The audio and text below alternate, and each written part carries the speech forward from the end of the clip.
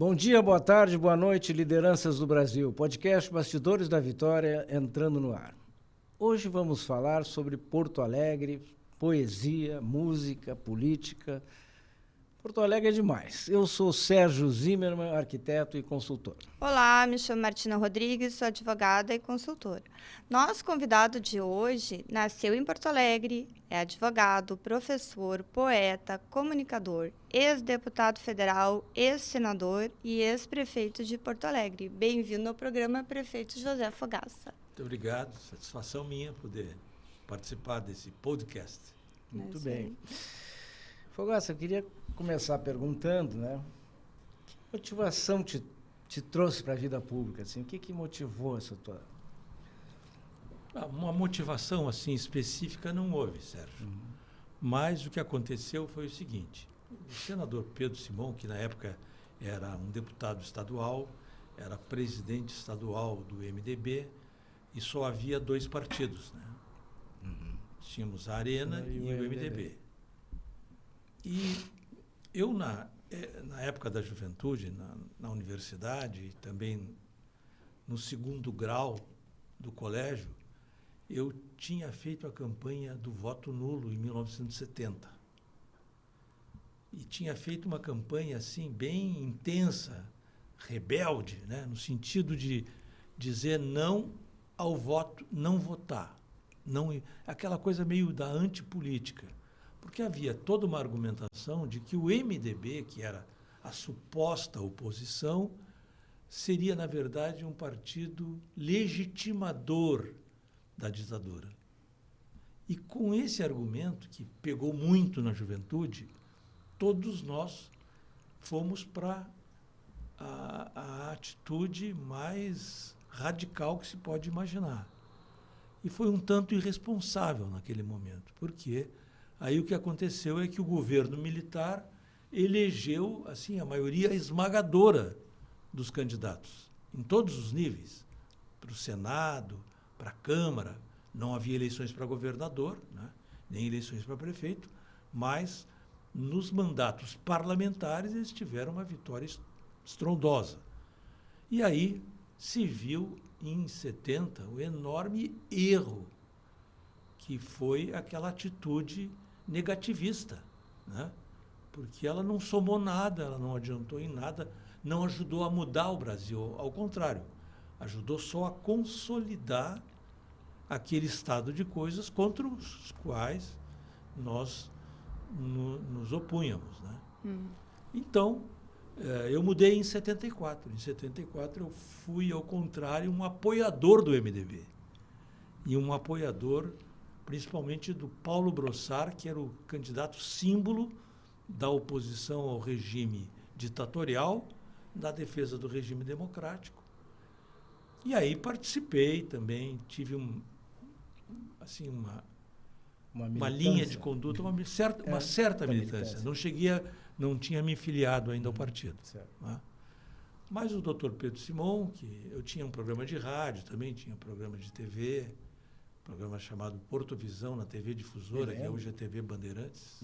De certa forma, tu era um militante ali, né? Ali... Mas sim, não tinha um partido, mas era um... mas tinha uma postura política bem definida, aliás. Né? E naquela época não tinha muito o que fazer, ou era do governo ou era contra. Né? Então não havia outra alternativa que não essas duas. E o que aconteceu é que o Simão, que acompanhava aquele programa, um dia me convidou para me filiar ao partido. Aí, eu que sempre tinha me negado a me filiar, porque achava que o MDB era um faz de conta, né? Ali aceitei, porque eu realmente me convenci que o caminho era realmente o de atuar politicamente naquele ambiente e naquelas condições em que eram dadas. Não havia outra forma. Tanto que veio um período em que muitos jovens partiram para a luta armada, foram realmente para Goiás, para participar lá das milícias rebeldes, né? E eu achei que aquilo era um equívoco enorme.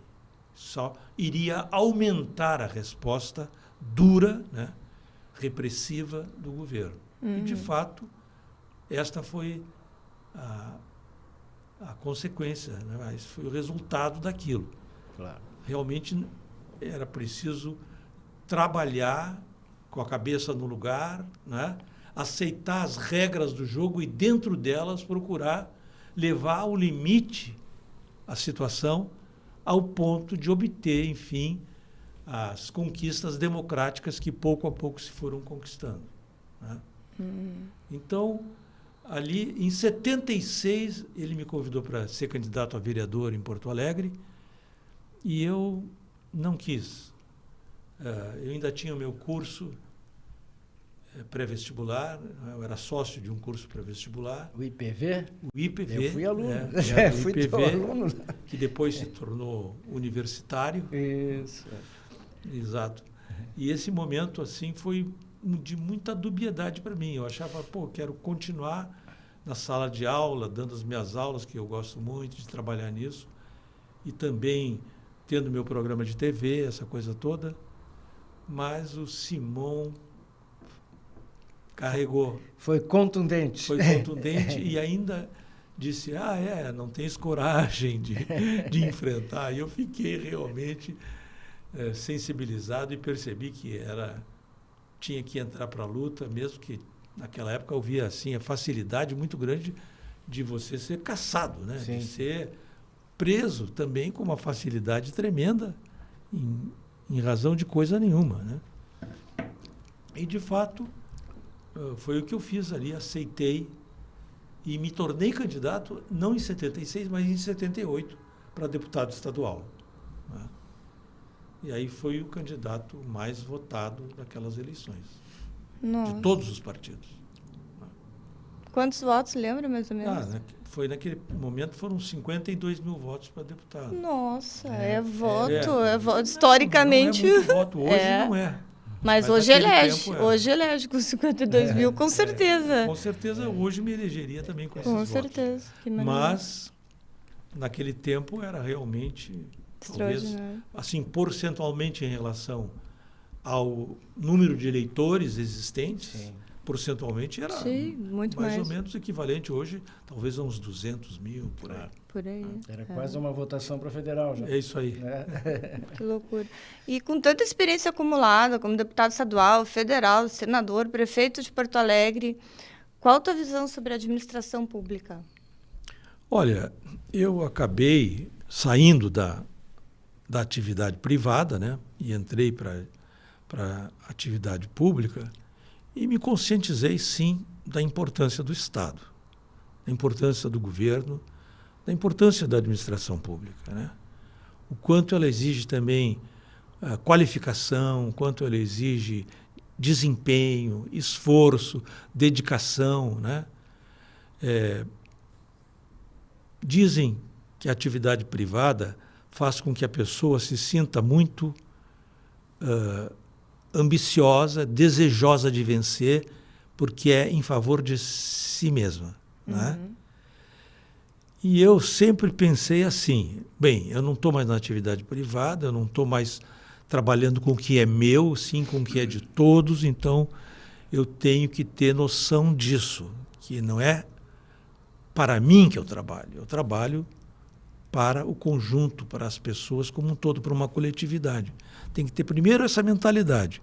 Mas a outra mentalidade é que eu tenho que me comportar como se fosse para mim, não é? Eu tenho que agir com a mesma intensidade, com o mesmo esforço, com que o cara luta também pelas suas vantagens, pelos seus lucros, pelos seus ganhos, né, dentro de um processo de trabalho. Foi assim que eu encarei a vida pública, né? E acho que a administração pública tem realmente muitas lacunas, né, que levam muitas vezes a desvios e erros, né, mas ela também é um lugar de grande gratificação, né, moral, afetiva, né, emocional, porque sempre a gente acaba, de alguma forma ou de outra, fazendo o bem por algumas pessoas, ou por algum grupo, ou por alguma cidade, ou por algum estado, ou por alguma região, né? Em favor sempre da coletividade. De modo que eu vejo a administração pública como um lugar onde a gente pode se realizar plenamente, né? Nunca recomendei aos meus filhos entrarem na administração pública pela via política, né? Pela via eleitoral e política. Mas qualquer jovem que me perguntasse, e o que me pergunte até hoje, eu digo, é um lugar de grande dignidade, né? Onde você pode ter um trabalho e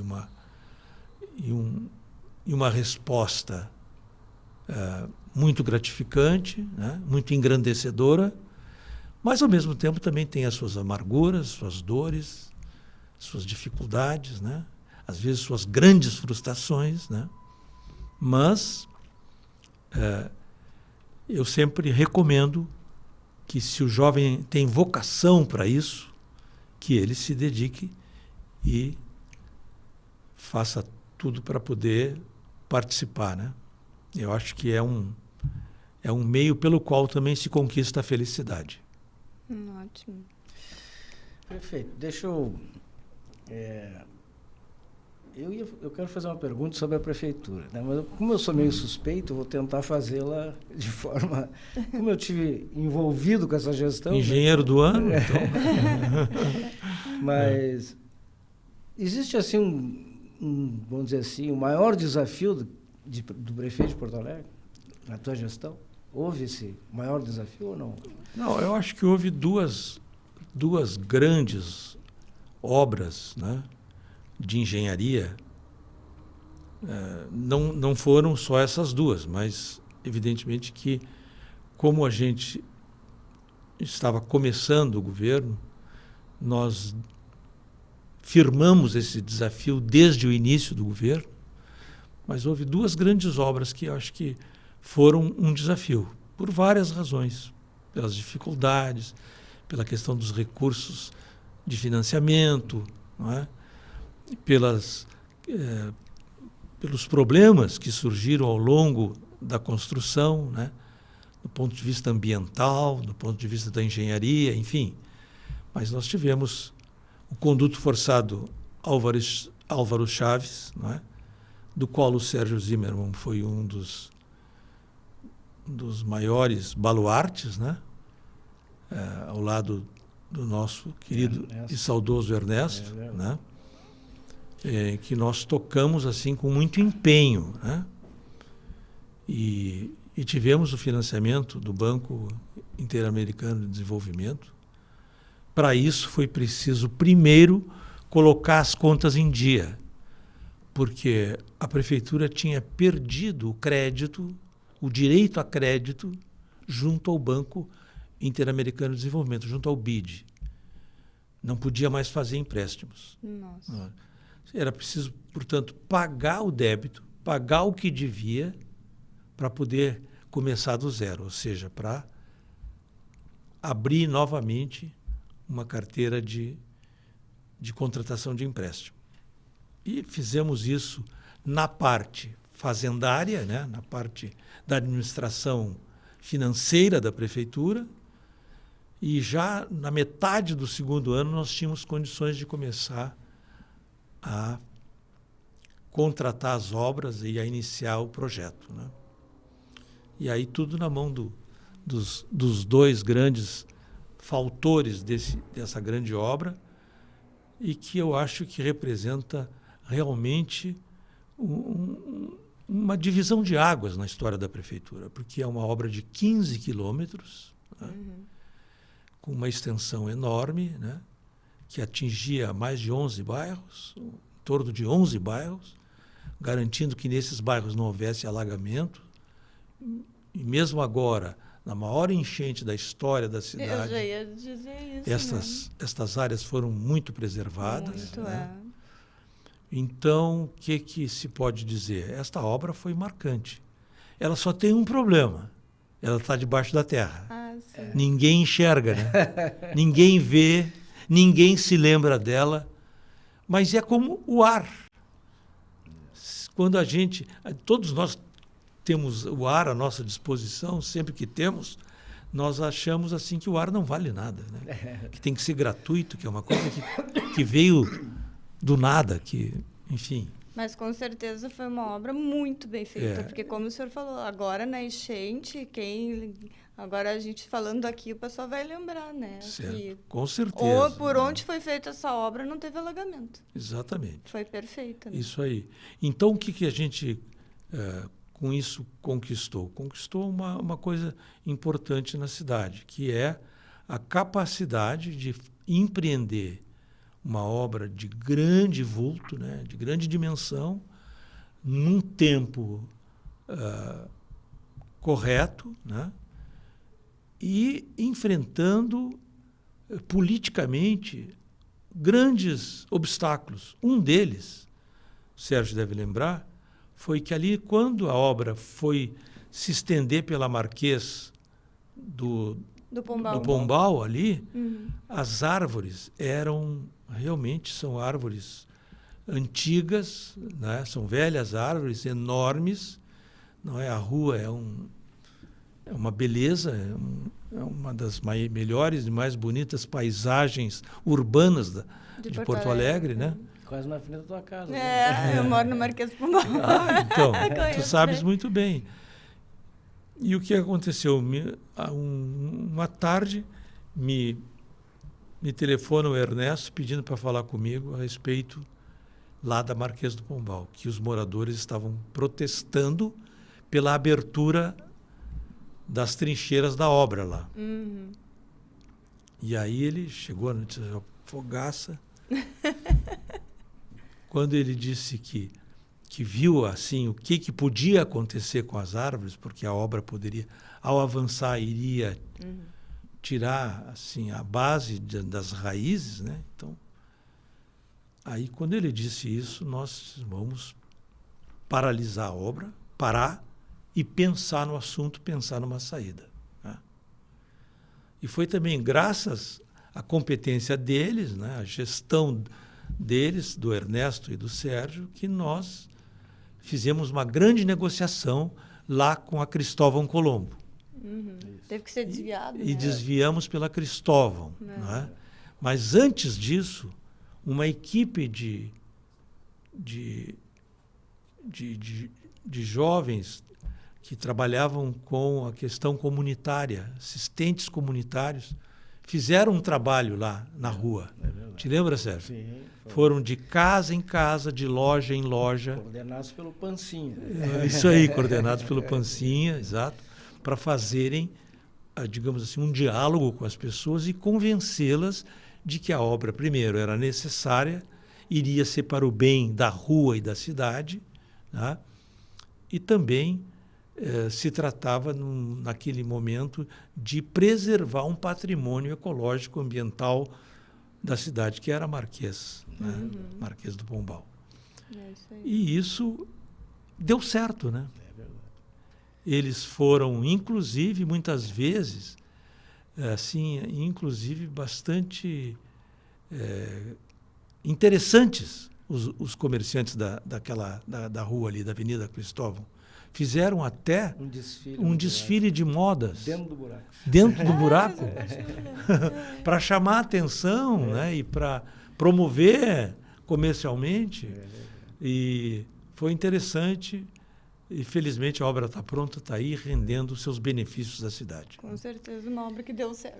Na verdade, eu confesso que foi um momento bem desafiador, né? Porque a gente com um projeto aprovado no BID de uma forma, e aí os técnicos, graças a Deus, o corpo técnico do DEP era um corpo excepcional de técnico, né? E eles se trancaram numa sala lá, ficaram, sei lá, 3 dias, 4 noites, 15 dias, uma semana.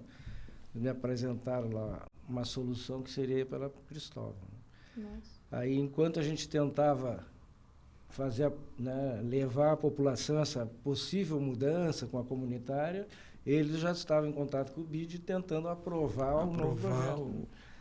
Então foi um desafio. Foram várias frentes, né? Foi uma coisa desafiadora. Desafiadora. E várias frentes. Era a frente técnica, né? Que tinha que tratar Com o banco, da viabilidade.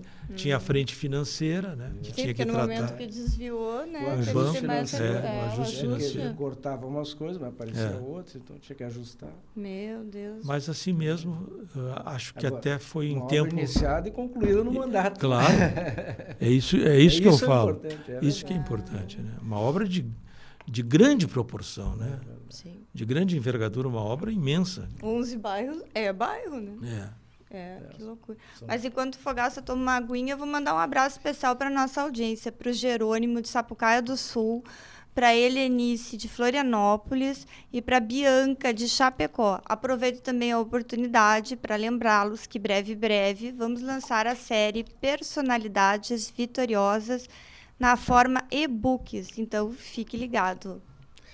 E eu queria aproveitar para agradecer aos nossos parceiros, SBS Engenharia Limitada, solidez que inspira confiança, grandes obras, grandes realizações, Facas Dom Cássio Selaimen, facas com alma, use com orgulho e guarde por gerações.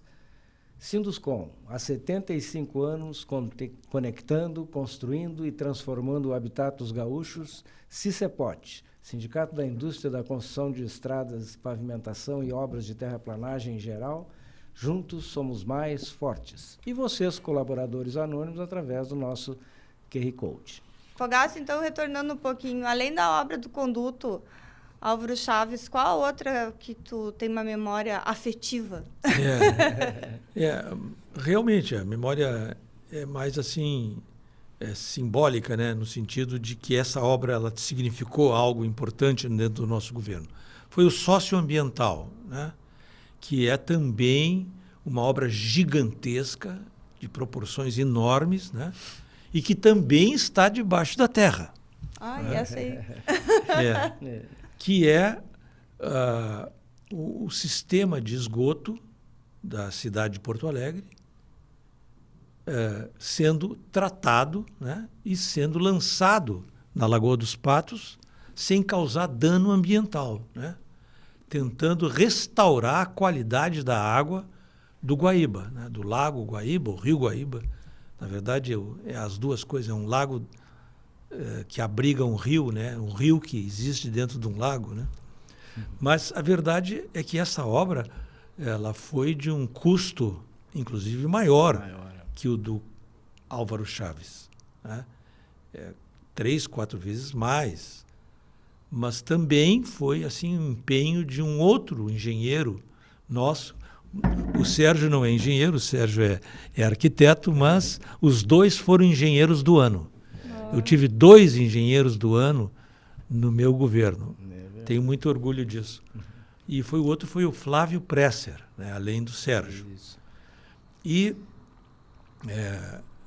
esta obra exigiu assim um trabalho também junto ao banco, né, para que eles reconhecessem a importância dessa obra para a cidade. Porto Alegre tinha apenas em torno de 15% a 20% do seu esgoto tratado, né? Hoje tem quase 70% ou mais do que 70% do seu esgoto tratado. Daí porque a orla do Guaíba hoje é bem mais palatável, bem mais amigável. Se nós fizéssemos esta orla que tem hoje, com acesso ao rio, com as pessoas convivendo e vivendo ali na beira do rio, não sei se seria possível, sabe? Porque eram dejetos à flor da água ali, o rio era um verdadeiro esgoto a céu aberto, né? Por quê? Porque 60% do esgoto in natura era despejado no rio, né? Quando nós assumimos o governo. É verdade. Que horror. Então, o porto-alegrense ele ficava de costas para o rio. A gente viveu quase 50, 60 anos sem a gente querer olhar para o Rio Guaíba. Tal era o grau de poluição, né? Uma coisa realmente. Isto foi se reduzindo, foi diminuindo, e embora o projeto socioambiental ele sozinho não resolva 100% do problema, porque desemboca o rio Gravataí, que vem dos curtumes, desemboca o rio dos Sinos, desemboca o rio Jacuí, né? O rio Caí também. Então, vários rios desembocam no Lago Guaíba e, portanto, esses rios também tinham que ter um tratamento, né? De esgoto. Claro. Mas não tem. Então, todas as mazelas que vêm desses rios, nós não temos como combater, né? Não temos como tentar remediar isso. De modo que seria preciso uma grande articulação metropolitana para que se pudesse ter um tratamento como o rio Tamisa, em Londres, por exemplo, né? Que está praticamente com a sua poluição quase que zerada, né? Não é o caso do Sena em Paris. Sena em Paris, não fizeram o mesmo trabalho, pelo menos na mesma proporção. E esta obra, ela realmente faz um trabalho interessante. Ela colhe o esgoto, não é? Que é liberado pelas residências e pelas indústrias e leva até uma estação de tratamento na serraria, com uma longa canalização, né? Uma longa e poderosa canalização, com 2 chaminés de equilíbrio. Uma ali perto do gasômetro e outra lá... Do lado do Barra Shopping. Lá do lado do Barra Shopping. Chaminé de equilíbrio. Interessante isso. Chaminé de equilíbrio. Quando tu já passou ali na frente do Barra Shopping? Sim. Tu não vê que tem um mirante alto ali? Aquele mirante é o chaminé de equilíbrio. Ali o esgoto da cidade se equilibra com o que vem da Cavalhada, com o que vem do centro da cidade. Agora eu entendi o que é chaminé de equilíbrio. O que tem a ver com esgoto com a chaminé? Porque se os dois se encontrassem e não houvesse o equilíbrio, haveria um transbordamento. Uma coisa bem desagradável seria, né? Muito. Então, ali tem uma que é, na verdade, um mirante, mas é também Está disfarçado de mirante. Um artefato de benefício orgânico da cidade, né? Nossa, interessante. E na época do Congresso Nacional, como senador ali, quais os projetos que tu tem assim especial apreço? Olha, eu realmente tive uma vida muito dedicada à legislação. Todo momento, quando eu cheguei no Congresso, que eu me elegi deputado federal em 1982, o mandato começou em 83. Eu conheci lá... Recém tinham aprovado a Constituição? Não, foi em 82? Não, ainda a Constituinte ainda não existia, nem tinha sido convocada. Ali em 83, eu tive... O primeiro colega que falou comigo foi o deputado Maurício Fruet. O Maurício Fruet, como eles dizem em Curitiba, no Paraná. Ele é pai daquele Fruet que foi prefeito da cidade. Recentemente, há uns 2 mandatos atrás, foi prefeito 2 vezes, inclusive. Mas ele era uma figura engraçadíssima, muito bem-humorado. Ele disse: Fogaça, aqui tem 2 tipos de deputado, o deputado papagaio e o deputado coruja. Tem uns que só falam, estão o dia inteiro na tribuna, e tem os outros que sentam para ouvir e ficar ouvindo que nem coruja. E eu disse: pois então eu não vou ser nem o coruja nem o papagaio, eu vou ser o que vai trabalhar com material escrito, com obras escritas, tá? Fazer o que eu sei melhor, que eu mais aprendi a fazer na vida, escrever, né? E aí, então, fui me dedicar à parte legislativa realmente. Assim, durante a minha passagem pelo Congresso, os 20 anos, durante meu período de senador, que, aliás, eu dobrei a minha atividade, eu fui relator de mais de 700 projetos de lei e emendas constitucionais. Então, tempo de bons políticos. Agora, isso é uma obra, muitas vezes, também que nem o conduto forçado. Está debaixo da terra, entendeu? É uma obra meio subterrânea que muda um país, né? Por exemplo, um dos meus projetos de minha autoria foi a emenda constitucional que modelou a medida provisória. Olha. Né? E tornou a medida provisória. Ela nunca mais foi alterada depois que foi aprovado o meu projeto. Ela, não sei se vocês lembram, ela foi criada na Constituinte, né? Então a medida provisória foi algo que entrou em atividade, em vigência, a partir da promulgação da Constituição de 88. Então os governos que vieram, como por exemplo o governo Sarney, depois os governos seguintes, né? Inclusive o do Itamar Franco, né? Eles tiveram uma grande dificuldade com a medida provisória, porque ela, como a gente sabe, o presidente edita a medida provisória, ela é publicada e passa a valer como lei, sem o Congresso aprovar nem nada, né? Ela entra em vigor imediatamente após a sua publicação. Isto gerou um mal-estar democrático, né? Porque, poxa, como é que um país pode conviver com uma lei que é criada pela cabeça do presidente da República, né? E ele assina e a lei está valendo? Isso não é possível, né? Então foi criado um sistema de regulamentação da medida provisória em que ela, não é, na medida em que ela não fosse votada, ela ficava em vigor, né? Prazo indeterminado. Prazo indeterminado. Ela entrava como questão de urgência. Exatamente. Não, ela não tinha questão de urgência. Não tinha? Não tinha. Tá. Então, o que acontecia? As medidas provisórias eram editadas e ficavam eternamente. Então, o presidente já estava na 1500, né? E elas não eram...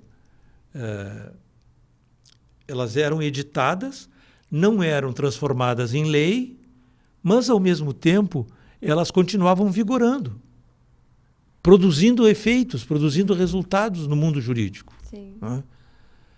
E era preciso que se fizesse uma regulamentação sobre isso. Né?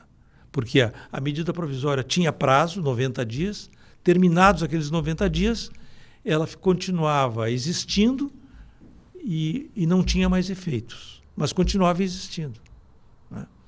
E as situações criadas durante os 90 dias ficavam pendentes.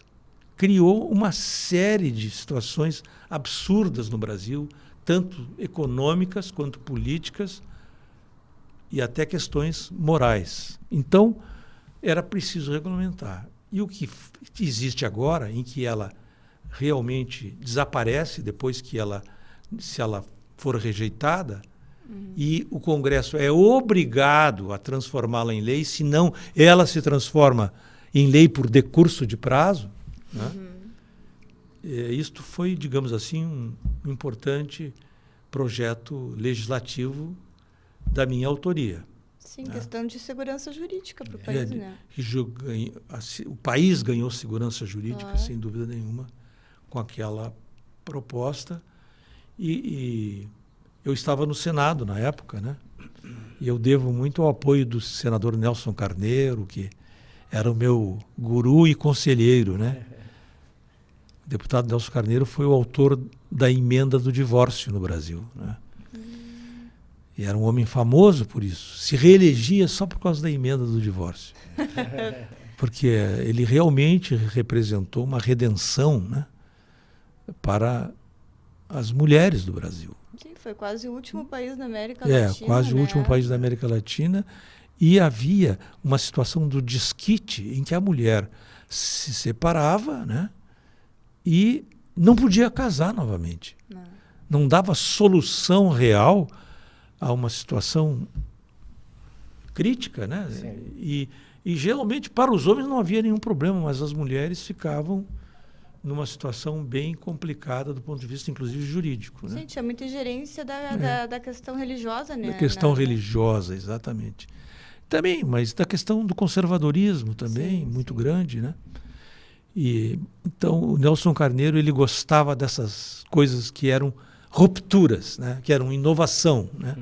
Então, me apoiou muito, porque havia quem não quisesse mudar. Sim. Né? E precisa haver também uma defesa política, um debate político. E nesse período eu tive, por exemplo, outra emenda, um projeto importante, que foi o juizado de pequenas causas. Né? Olha só. Que no Brasil, as situações de pequenas causas quase nunca eram levadas a juízo. Porque a pessoa, por pouco dinheiro, não tem nem como pagar um advogado. Né? Então, eu fui o coautor, digamos assim, de um projeto que realmente veio regulamentar o juizado de pequenas causas, que é aquele juizado em que você não precisa do advogado, não precisa gastar, né? E é gratuito para esta pessoa, não paga os emolumentos exigidos pela justiça e consegue, com isso, produzir, pelo menos, um processo jurídico e, quem sabe, obter com celeridade a justiça processual, com celeridade. Com economia, né? Grande projeto. Muito bom. Nossa, e assim vários. Poderia... E Sim. Aqui hoje...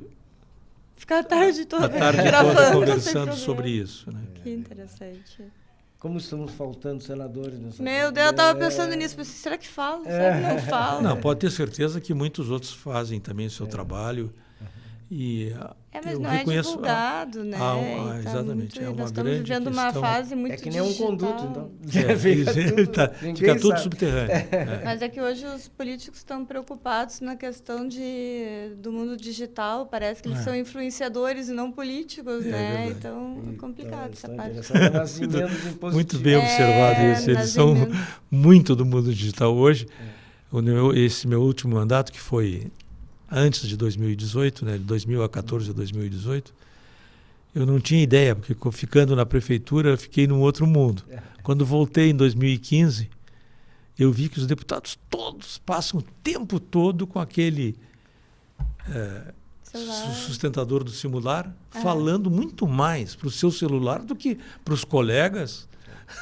Ou mesmo para a tribuna. Não liga nem saber o nome do colega do lado e fica, falando né? para os seus seguidores. Fazem o tempo todo ali. Impressionante. Um grande número. Isso é preocupante no momento que eles têm que estar preocupados com a nação, né? Porque ele é senador do Estado, mas ele é senador da República, né? Então, na verdade, ele está, digamos, prestando contas ao seu... também divulgando o seu mandato, que ele tem todo o direito, mas... Não precisa ser tanto assim, né? Mas tá demais. Faça em outra hora também, né? A gente está vendo muito isso. Ô, Gassa, e de que forma que a poesia influenciou na tua prática política? Assim? E, por outro lado, como é que a política influenciou na tua produção poética, ou vice-versa? Né? Tem uma ligação? Sim, isso? Com certeza. Muito bem. Uma forma bem observada. Com muita percussiência. Mas, na verdade, eu comecei a escrever com 10, 12 anos de idade, a fazer poesias, né? E o meu pai olhava e dizia, ué, até que tem tá sentido bom, isso aqui. Tá Isso tem um pouco de sentido. Né? Então, eu realmente escrevo há muito tempo e eu posso dizer que isso nasceu comigo. Não é como a política, né? Eu não nasci político, nem sei se nasci com essa vocação. Mas eu acho que para escrever, sim, eu nasci com isso. Então, desde muito cedo, fiz muitos amigos nesse mundo, principalmente no mundo da música, né? Entre eles, os meus amigos Cleiton e Cledir Ramil, né? O Gilney, o próprio Peri Souza, que faleceu esta semana, uma semana passada, mas a convivência ali foi me puxando para uma condição que eu não imaginaria que acabaria adotando, que é a de ser um letrista de música popular. Porque é muito diferente de ser um poeta. Sim. O letrista de música popular não pode ser chamado de poeta. Ele tem muito mais limitações, ele tem muito mais necessidade de cumprir uma regra específica, né? Tanto de metrificação poética quanto de sonoridade, né? Então não é a mesma balada da poesia. O poeta tem muito mais liberdade, né? E pode, portanto, talvez entrar em mundos muito mais amplos que o letrista, né? Mas, de qualquer forma, para mim foi muito gratificante, muito satisfatório fazer isso. E eu comecei a fazer letra de música popular com os meus colegas, até que aprendi um pouco a tocar violão, aprendi um pouco de teclado, e nunca fui um grande instrumentista, mas passei a usar as harmonias de teclado ou do violão para compor também. Ajuda, né? Então, essa convivência com esses amigos, né? Participando de festivais estudantis, né? Eu participei do primeiro festival estudantil de Porto Alegre, nos anos 70, ou 60, a final dos anos 60, desculpe. E depois foram festivais como o Musipuc, que eu participei, depois fui jurado de festival. Acabei tendo uma grande convivência no meio musical. Aliás, foi onde eu conheci a minha mulher, a Isabela, né? Nos conhecemos em festivais, né? E nos encontramos em festivais. Eu ia te perguntar duas coisas. Isso que tu já respondeste agora da Isabela e a música Vento Negro, que eu adoro, certo. E com certeza é uma das músicas símbolo do Rio Grande do Sul. Da onde veio esse vento, né? Da onde veio a ideia do Vento Negro? Ele foi escrito ali pela década de 70, também, média 74, 75, foi apresentado num festival da PUC, o Musipuc, que tinha naquela época. E de onde vem, nem eu sei bem. Quase uma outra poesia agora. Nem eu sei bem. Na verdade, aquela época ainda vigorava uma ditadura no Brasil e havia a censura, né? Qualquer música de festival, para inscrever, nós tínhamos que levar na censura com assinatura, né? Tanto do autor da letra quanto do autor da música, e depois da aprovação da censura, se ela fosse aprovada, é que ela podia ir para o festival. Assim como o show. Se você quer fazer um show, precisa apresentar na censura. E era o que nós fazíamos. Então, o que os compositores geralmente costumavam fazer? Buscar uma linguagem mais simbólica, né? Uma linguagem mais, digamos, que fosse capaz de ser mais sugestiva do que propriamente objetiva, né? Claro, né? E hoje em dia, no momento atual, não estaria no momento de fazer o Vento Negro parte 2? Talvez. Acho que é um momento bem propício. Quem me dera ter essa inspiração. E ela foi a vencedora do festival? Não. Não acredito. Não foi a vencedora. Ah, não. Cabe recurso, Fogado. Tem tempestivo, tem tempestivo. Não, mas eu não me senti nada magoado ou chocado com aquilo, porque quem venceu o festival foi um amigo, Fernando Ribeiro, que já é falecido, um querido amigo. E antes da minha música veio uma música... Tinha uma lanchonete na Independência ali, não tinha? Ele e as irmãs? Provavelmente, mas não tenho certeza. Mas o Sérgio está resgatando agora o túnel do tempo. Claro, importante, quem é de Porto Alegre, né? Então, eu na verdade, fiquei muito satisfeito de ser o terceiro lugar. Terceiro? É. Tá, mas a primeira e a segunda ninguém sabe essas músicas. Elas não, acho que Primeira não são, vez na história, hein, não gente? são tão conhecidas Que hoje, o mas eram terceiro belas lugar músicas. é lembrado, o primeiro e o segundo não. Belas músicas. Ah, que coisa. Só que não importa tanto ser terceiro, segundo ou primeiro, né? O importa é que ali ela nasceu e veio andando com as suas próprias pernas desde aquele tempo e está aí. Esses dias eu fui lá na PUC para uma reunião lá com a área da reitoria lá, e estou saindo da reitoria e vejo um grupo de jovens sentados embaixo de uma árvore ali, e tocando violão e cantando Vento Negro. Né? E eles te reconheceram ou não sabia que tu é o autor da música? Não, eles não precisaram me reconhecer porque eu fui Cantar junto. chegar perto para ouvir e cantar. Mas que maravilha, hein? É. Mas isso é que Porque aí eu pensei assim, mas essa música nasceu aqui, neste lugar onde eles estão, há quase 50 anos atrás. Né? Então, foi um momento importantíssimo na minha vida e eu não sabia que era tão importante, né? Não, com certeza. Mas foi importante. Tá marcando o Rio Grande do Sul há 50 anos já, né? E ela foi primeiramente gravada pelo grupo Almôndegas e depois pela cantora Fafá de Belém. Ah, Fafá. Que também foi uma grande conquista, porque é uma grande amiga até hoje.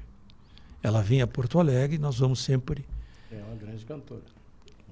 Ela sempre quer comer um churrasco, então sempre vamos comer um churrasco. Ela grava muito com o Coronel, né? Ela tem umas também. Coronel. Ela também passou a ser depois que ela começou a vir a Porto Alegre. Ela gravou o Coronel também, as belas músicas do Luiz Coronel. É, sensacional. E o que eu ia te perguntar, Fogaça, e o futuro da política, quais as tuas perspectivas, assim? Eu acho que, nesse momento, o que me cabe é tentar ajudar as pessoas a compreender a política e, obviamente, como sempre eu fiz na vida, tentar mudar a política para melhor. Né? Eu não quero ser dono da verdade, nem dono do que é legítimo, mas eu acho que o Brasil precisa mudar. O Brasil precisa sair da polarização. O Brasil precisa se despolarizar. Né? Gerar novamente uma liberdade de pensamento sem contundência, né? Sem agressividade, sem radicalismo, sem uma coisa estanque, que as pessoas não dialogam entre si. Membros da mesma família não se dão, amigos do mesmo bairro não se encontram, não é? Moradores do mesmo edifício não abrem a porta um para o outro. Não é? Foi isso que a polarização trouxe ao Brasil. Tornou esse país um país não coeso. A coesão social está sendo destruída no Brasil, a desconfiança pública, que não é só a desconfiança do poder público, é a desconfiança de um brasileiro em relação ao outro. Esse cara é do fulano, ou esse cara é do ciclano. É do Lula ou é do Bolsonaro? Se é do Lula, não quero saber. Se é do Bolsonaro, eu não quero saber. E isto é um mal terrível.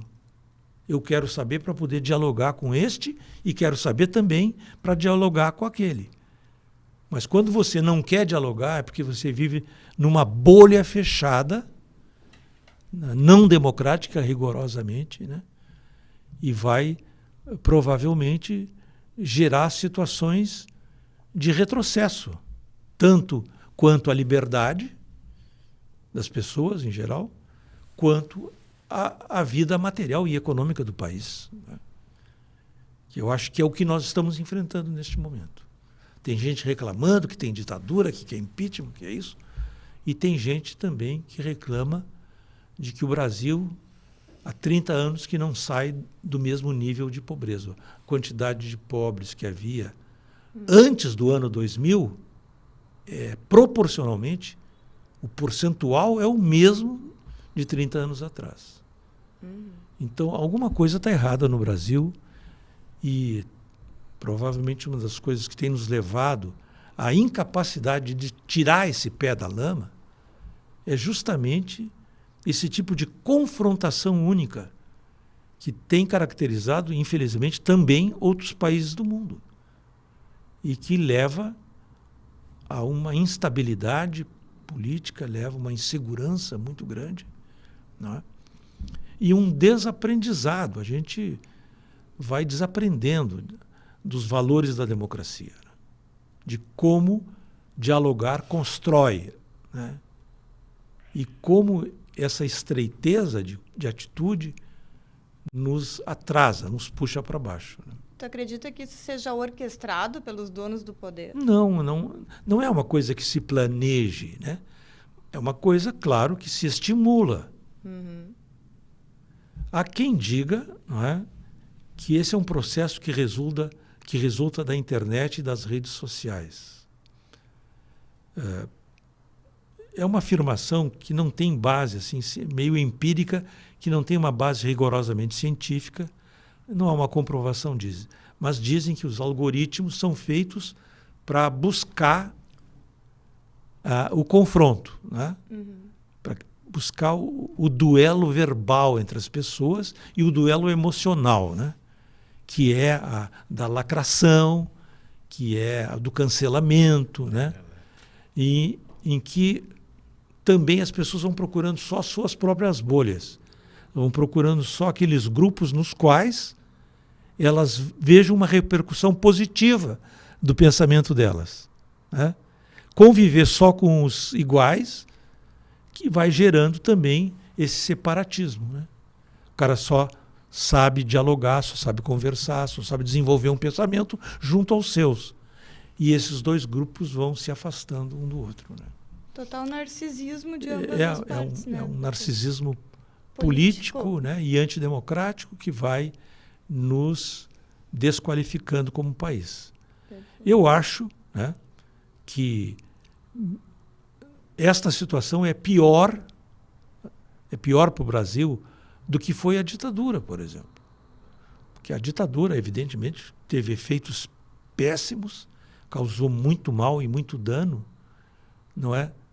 Mas não tinha nenhuma legitimidade. Era algo contra o qual se poderia lutar abertamente, desde que você tivesse disposição para isso, né? Isso que está aí hoje no Brasil é algo que tem uma certa legitimidade, né? Porque não é contra a lei você ter esse comportamento radical e de tanto corte, de tanta radicalização, né? Mas, para enfrentá-lo, é preciso também ter muita coragem, né? Para buscar criar um espaço de convivência, tolerância mútua e diálogo e construção de relações positivas, produtivas de pensamento, isso não é fácil. Fogaça, essa tua caminhada aí por cargos políticos, administrativos, né? O que tu acha assim que foi teu maior legado assim para essas novas gerações que estão vindo aí? Bem, eu não acho que assim tenha deixado um especial ou grande legado, mas acho que procurei, né, ao longo do meu trabalho, demonstrar que eu nada fazia que não fosse a partir de um consenso social, né, de um consenso político ou de uma base democrática na coleta de opiniões, né? Nada foi assim autoritário, nada foi uma decisão tomada no isolamento de um gabinete, foi sempre ouvindo a cidade, né? Nós criamos o Vozes da Cidade, que era escutar todas as opiniões dos representantes, desde sindicatos de trabalhadores até empresários, né? Procurando essa largueza de visão e de abrangência também, né, na coleta dos elementos que nos sustentavam as nossas decisões. Por isso nós criamos a Secretaria, no governo, foi criada a Secretaria da Governança Solidária, né, em que o conceito era governar é um exercício coletivo da comunidade, né? E o nosso próprio Álvaro Chaves, Conduto Forçado, ele teve um trabalho de comunidade impressionante, né? Porque uma equipe de agentes comunitários visitava os moradores de cada quadra por onde fosse começar a escavação para a implantação do conduto, de toda aquela canalização imensa, né? Aí foi uma coisa... Da obra com a população. Porque a população fica muito desagradada quando ela vê um buraco na frente da casa, né? E tem razão a pessoa de não gostar disso. Era quase uma política grega, né? Uma participação popular. Exatamente. Mas o pessoal tem razão, reclama e tudo, mas no fundo sabe que aquilo vai produzir um bem para o futuro, né? Claro. E essa era, na verdade, a razão de ser dos nossos agentes comunitários. Eles iam, conversavam com cada família, passavam essas ideias, explicavam, não é? E nem sempre havia uma concordância, mas a grande maioria das pessoas passou a entender e ter mais tolerância com as obras que estavam sendo feitas. Legal. Então, eu considero que isso é um modo de fazer política, né? Claro. E considero que isso é uma prática que eu procurei deixar como registro e também passar a todos os meus companheiros e todos aqueles que conviveram e trabalharam comigo. E quais seriam as tuas sugestões para a democracia? Eu acho que para a democracia brasileira, não que seja uma obrigação, não que seja uma coisa absolutamente assim indispensável. Se não acontecer, o Brasil vai para o buraco. Não, nós temos saída, talvez até com a situação atual, mas eu acho que o multipartidarismo é um problema terrível do Brasil, né? Sim, hoje tem uma gama de... Nós temos talvez quase 40 partidos políticos capacitados a lançar candidatos, né? Capacitados legalmente pelo registro na Justiça Eleitoral. Sim. Provavelmente mais de 30 estão com deputados tendo assento no Congresso Nacional e no Senado, né? E senadores no Senado. De modo que é uma diversidade, é uma pluralidade excessiva, né? Que, a meu modo de ver, dificulta muito a que as decisões mais sérias prevaleçam.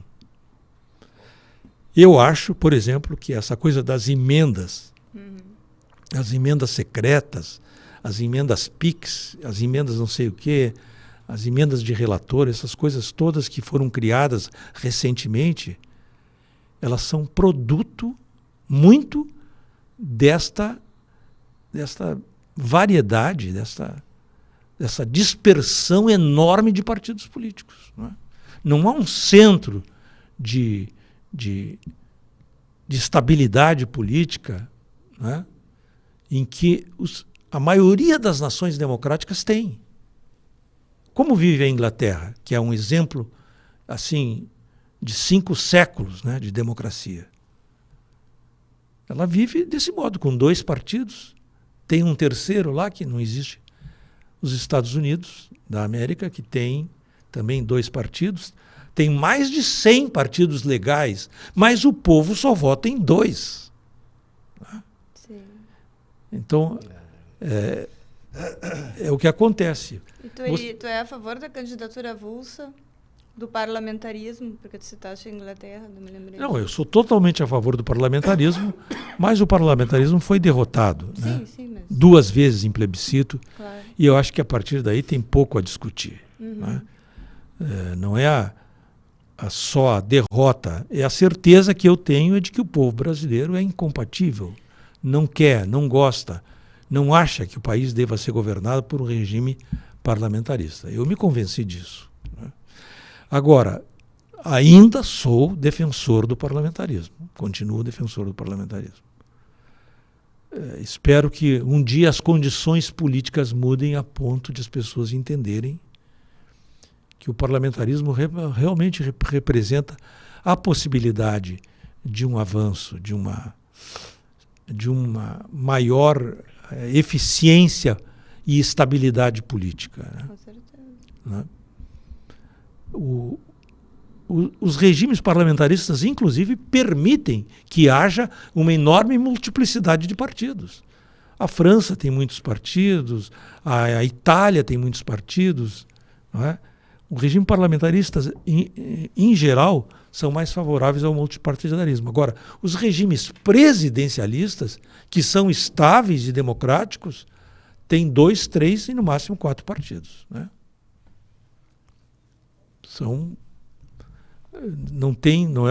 Como não é o caso do Brasil, então nós temos um impeachment a cada ciclo.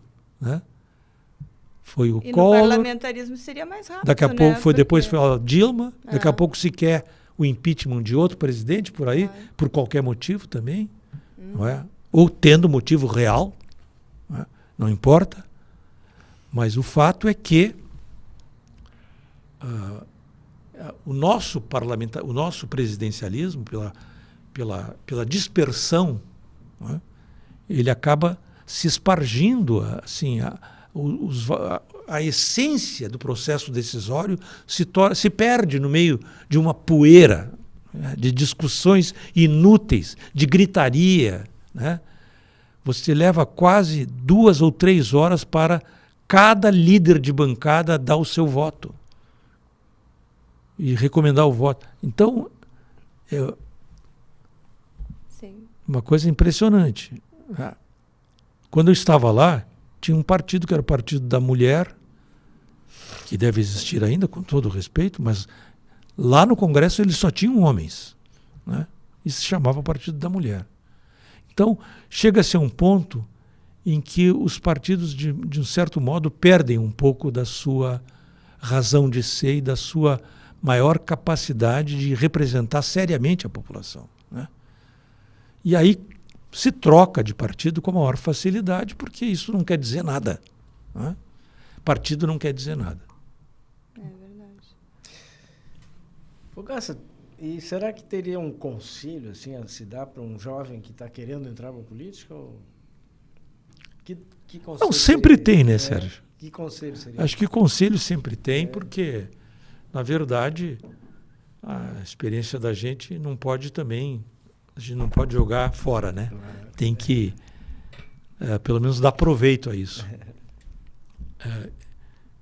Eu considero que talvez o maior conselho que se pode dar a um jovem, né, é que ele não perca de vista nunca o propósito que o fez entrar na política. Né?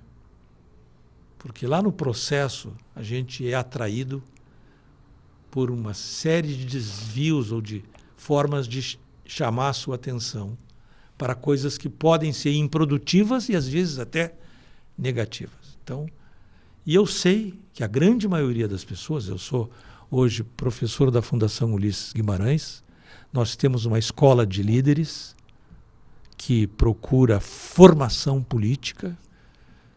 Nós tivemos no ano passado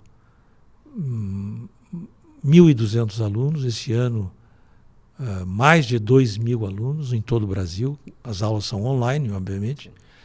Mas eu vejo que esses jovens da escola de líderes são enormemente bem intencionados e idealistas. É impressionante. Me emociona ver a fé com que eles se dedicam, estudam e se interessam e vão atrás da informação. Então, o propósito que os leva à política, na maioria das vezes, aos jovens, tem muito malandro que entra para se aproveitar. Mas eu posso dizer assim, que quando o cara vem lá da sua juventude, da sua luta lá no seu bairro, da luta dele lá na sua pequena cidade, na sua comunidade, é bonito de ver. É bonito de ver. Então, eu sempre digo isso, né? Esse propósito que entusiasma vocês hoje, que não se perca ao longo do caminho. Que não se perca. Sempre se lembrem de vocês lá no bairro, lá na comunidade, lá no meio da luta pelo esgoto, pela água, pela limpeza, pela coleta do lixo, enfim, pelo bueiro, né? Sempre não esqueçam disso e, obviamente, pela escola das crianças, pela saúde pública, que vocês sempre lutaram porque vocês nasceram daí, passaram a gostar da política a partir disso, né? Claro. Então, eu digo sempre, não esqueçam os seus propósitos originais mais legítimos e mais consistentes, né? E quem é o cidadão José Fogassa? Quem é? Quem é? Eu sou um professor que gosta muito de escrever, né? Que tem 4 filhos maravilhosos, que me casei com uma mulher fantástica e acredito na vida, mesmo com a idade que eu tenho. Acredito muito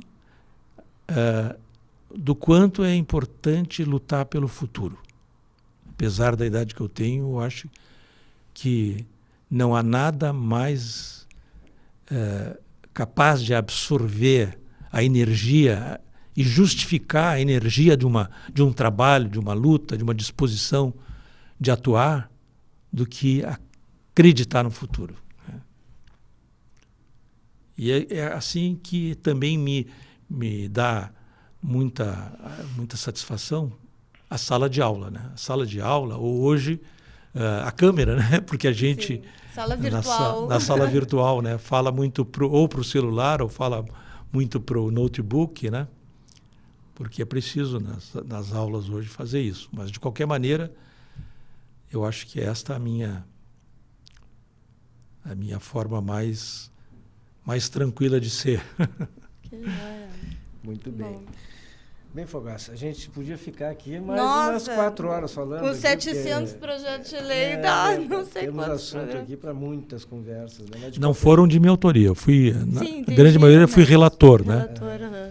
Mas ser relator é mais difícil do que ser o autor. Ah, acredito, né? Tem que saber, acho que mais do que o sim, autor. tem que estudar completamente e tem que debater com todos que são Sim. contra. Com certeza. O pior é esse. Dá trabalho, Exato. dá trabalho. Né? Com certeza. Mas, de qualquer forma, a gente queria agradecer muito a toda a disponibilidade de estar aqui com a gente. Né? Para mim, eu trago assim da convivência contigo, da gestão na prefeitura, quase que uma forma de ser, né? Porque, na verdade, essa tua forma de construir o coletivo, né, nas decisões, a gente absorveu rapidamente lá e tentou fazer a mesma coisa lá no nosso pedacinho. Né? E isso eu trouxe para a minha vida, aí, como uma forma de condução das decisões, né?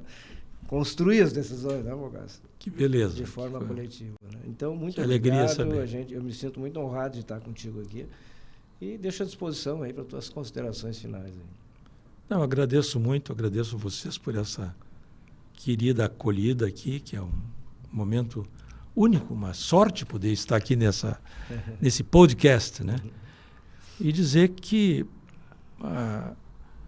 eu acredito tanto que a política é realmente o grande caminho que os seres humanos têm, a solução dos seus problemas, né? Nada foi inventado melhor do que isso, a democracia e essa ciência tão humana, tão nascida da inteligência humana que é a política, né? Eu acredito tanto nisso que eu acho que vale a pena investir nisso, acreditar que isto no Brasil vai dar certo até o fim dos meus dias aí, porque nós não teremos outra forma de fazer, né? Esta é a forma de fazer o bem, fazer de acordo com uma vontade geral, né? Com a vontade de todos, unindo as forças que o país tem e entendendo que estar unido não significa pensar do mesmo jeito.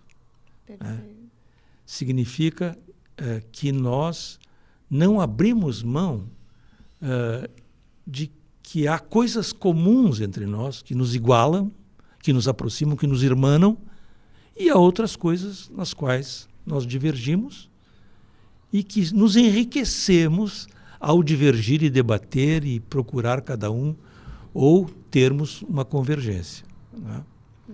Então, eu sempre digo aos meus alunos também, né? A política foi essencial na história da humanidade, é essencial hoje e continuará sendo essencial no futuro, né? Nisso eu acredito, isso é que eu me disponho. Agradeço muito pela oportunidade aí para vocês e dizer que até uma outra oportunidade em que a gente possa voltar a ter um encontro aí com os nossos amigos. Então tá, foi um prazer te conhecer pessoalmente. Sou tua fã da música Vento Negro, com certeza, desde pequenininha. Muito obrigada pela tua participação. E pessoal, se você ficou até esse momento no canal, tá na hora de se inscrever, curtir, comentar, compartilhar e até semana que vem. Muito obrigada. Podcast Bastidores da Vitória, semanalmente trazendo convidados com as mais diversas especialidades e experiências, preocupados com a cidadania e com os destinos do Brasil.